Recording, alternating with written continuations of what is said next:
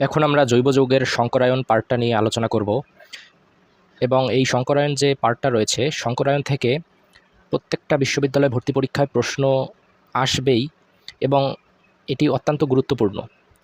তো সংকরায়নের ক্ষেত্রে সংকরায়নের যে সূত্রটা আছে, যেটা আমরা মৌলের পর্যায়বৃত্ত ধর্মতে পড়ে এসেছি, সেটা অনুযায়ী আমরা জানি সংকরায়নকে যদি আমরা এক্স দিয়ে প্রকাশ করি, এক্স সমান সমান হবে সিগমা বন্ধন সংখ্যা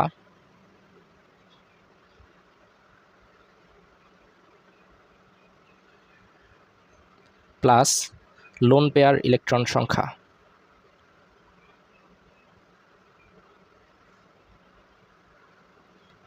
মানে মুক্তজোড় ইলেকট্রন সংখ্যা।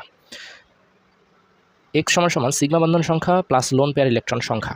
এবং আমরা আরও পড়ে এসেছি যে এক্স সমান সমান যদি 2 হয় সেক্ষেত্রে সংকরায়ন হয় এসপি। এক্স সমান সমান যদি 3 হয় সেক্ষেত্রে সংকরায়ন হয় sp2। এক্স সমান সমান যদি 4 হয় সেক্ষেত্রে সংকরায়ন হয় sp3। এবং এক্স সমান সমান যদি 5 হয় সেক্ষেত্রে সংকরায়ন হয় sp3d। তো এগুলো আমরা পড়ে এসেছি। আমরা যদি এখানে প্রথমে অ্যালকাইন নিয়ে চিন্তা করি, অ্যালকাইনের ক্ষেত্রে আমরা জানি ট্রিপল বন্ড থাকে, এটা একটা অ্যালকাইন। সংকরায়নের ক্ষেত্রে সূত্রটা দেখো বলা আছে সিগমা বন্ধন সংখ্যা প্লাস লোন পেয়ার, মানে মুক্তজোড় ইলেকট্রন সংখ্যা। কিন্তু কার্বনে তো কোনো মুক্তজোড় ইলেকট্রনই নেই, তার মানে মুক্তজোড় ইলেকট্রন সংখ্যাটা যেহেতু নেই তার মানে শূন্য, সেহেতু কোনটা আছে? সিগমা বন্ধন সংখ্যা আছে। এবার আমাদেরকে দেখতে হবে এইখানে সিগমা বন্ধন সংখ্যা কয়টি রয়েছে। যেমন এই কার্বনের ক্ষেত্রে এইখানে দেখো 3টা বন্ড রয়েছে, যার মধ্যে 2টা পাই বন্ধন, একটা সিগমা বন্ধন। মানে এইখানে এই তিনটা বর্ণের ক্ষেত্রে 2টা হচ্ছে পাই বন্ধন, মানে 2টা হচ্ছে পাই বন্ধন এবং একটা হচ্ছে সিগমা বন্ধন, এবং এইখানে একটা সিগমা বন্ধন রয়েছে। তার মানে এই কার্বনের ক্ষেত্রে সিগমা বন্ধন সংখ্যা হইল 2টা। তার মানে যেহেতু সিগমা বন্ধন সংখ্যা 2 এবং লোন পেয়ার ইলেকট্রন সংখ্যা হচ্ছে 0, সেহেতু এর সংকরায়ন হবে sp। আবার এই কার্বনের ক্ষেত্রেও একই, এইখানেও ট্রিপল বন্ড রয়েছে এবং সিঙ্গেল বন্ড রয়েছে একটি।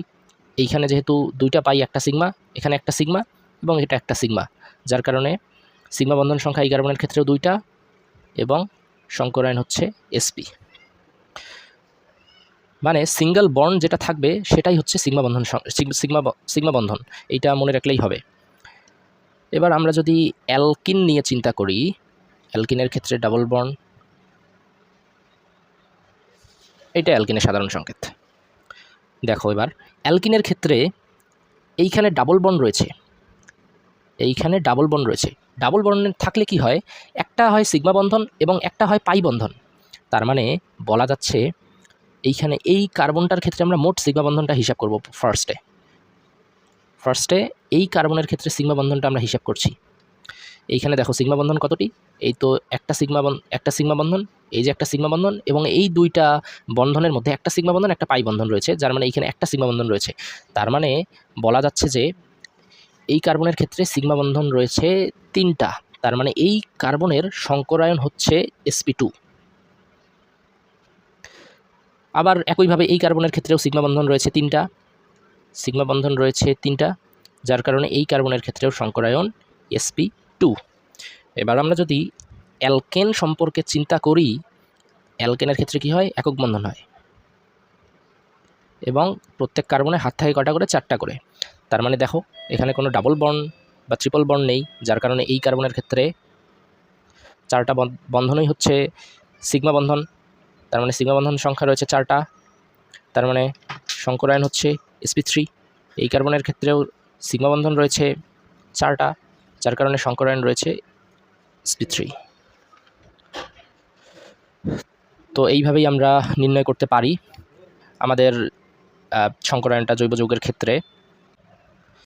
এখন ভর্তি পরীক্ষার ক্ষেত্রে আমাদের তো হাতে অত সময় থাকবে না যে আমরা একটা করে যৌগের একটা করে বর্ণ হিসাব করে তারপর আমরা সংকরায়নটা হিসাব করব। তো সেক্ষেত্রে আমরা কি করতে পারি? সেক্ষেত্রে আমরা একটা ট্রিক্স মনে রাখতে পারি। প্রথমে অ্যালকেনের ক্ষেত্রে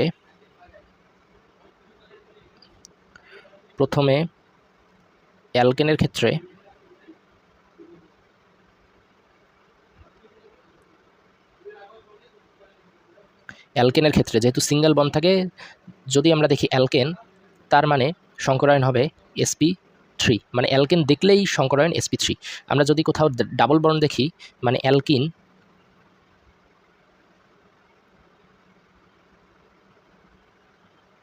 অ্যালকিনের ক্ষেত্রে ডাবল বন্ডের ক্ষেত্রে সংকরায়ন হবে sp2, এবং কখনো আমরা যদি ট্রিপল বন্ড দেখি, মানে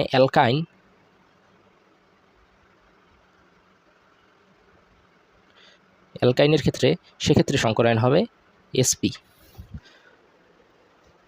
তো আমরা প্র্যাকটিসের জন্য একটা যৌগ নিচ্ছি, ধরলাম CH3 বন্ড C,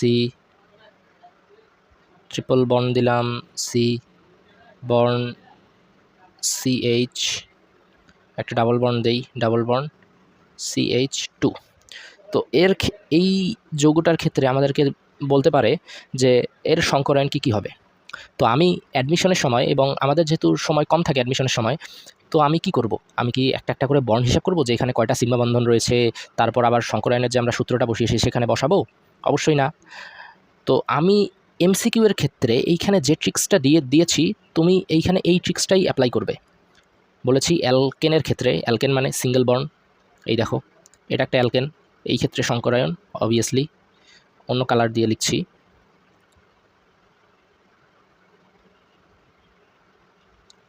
এটা একটা অ্যালকেন, অ্যালকেনের ক্ষেত্রে সিঙ্গেল বন্ড অবশ্যই সংকরায়ন হবে sp3। এই দেখো এখানে আছে অ্যালকাইন, মানে ট্রিপল বন্ড, এরও সাথে 3টা বন্ড রয়েছে, এরও সাথে 3টা বন্ড রয়েছে। তার মানে এই কার্বনের ক্ষেত্রে সংকরায়ন হবে sp, আবার এই কার্বনের ক্ষেত্রে সংকরায়ন হবে sp। কেন? কারণ আমি এখানে লিখে দিয়েছি, দেখো অ্যালকাইনের ক্ষেত্রে সংকরায়ন হয় sp। আবার এইখানে দেখো, এইখানে রয়েছে একটা ডাবল বন্ড, তার মানে অ্যালকিনের ক্ষেত্রে সংকরায়ন কি হয়? অ্যালকিনের ক্ষেত্রে সংকরায়ন হয় sp2। এইটাও একটা এইটার সাথে যেহেতু ডাবল বন্ড রয়েছে, তো এই ক্ষেত্রেও সংকরায়ন হবে sp2। তো এইভাবেই আমরা যে কোনো যৌগের সংকরায়ন বের করতে পারি। হয়তো বা তোমাকে এই যৌগটা দিয়ে বললো যে এর সংকরায়ন নিচে কোনটি, 4টা অপশন দিল, এবং সিকোয়েন্স মেনটেন করে দিল যে sp3, sp, sp, sp2, sp2 এইভাবে। আবার মাঝে একটা চেঞ্জ করে দিল, এইভাবে আসতে পারে, বা বলতে পারে যে এই যৌগের ক্ষেত্রে সংকরায়নটা কোনটা। তো সংকরায়ন পার্টটা অবশ্যই খুব গুরুত্বপূর্ণ ভর্তি পরীক্ষার জন্য।